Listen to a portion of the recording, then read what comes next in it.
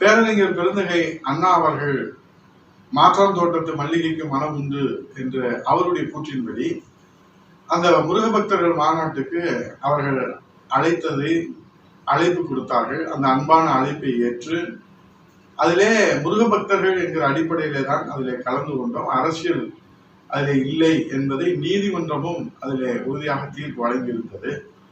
ஆகவே அரசியல் இல்லாத முருக பக்தர்கள் மாநாடு, முருக பக்தர்கள் பங்கேற்கிறார்கள், அழைப்பு கொடுத்திருக்கிறார்கள். அந்த அழைப்பை ஏற்று முருக பக்தர்கள் என்கிற அடிப்படையிலே அதிலே பங்கேற்றோம். அதிலே அரசியல் இருக்காது என்கிற நம்பிக்கையோடு.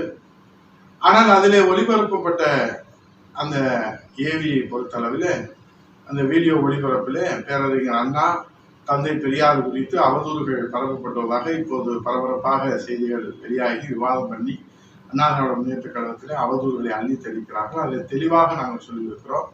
அனைத்து இந்திய அண்ணா திராவிட முன்னேற்ற கழகம் ஒரு நாளும் கொள்கையை, லட்சியங்களை, கோட்பாடுகளை விட்டுக் கொடுக்காது.